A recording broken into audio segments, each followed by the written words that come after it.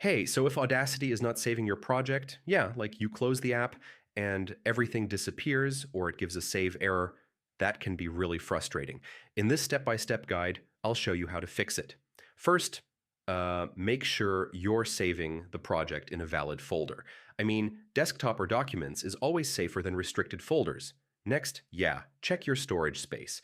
If your disk is full, Audacity won't be able to save anything. Now, try running Audacity as administrator.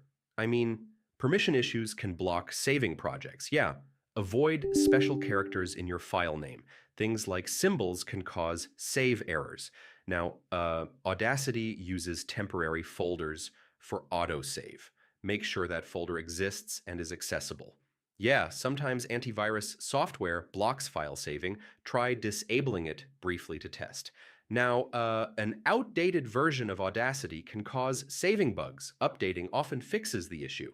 Yeah, corrupted settings can stop projects from saving properly. Resetting Audacity can fix it fast. If nothing works, reinstall Audacity.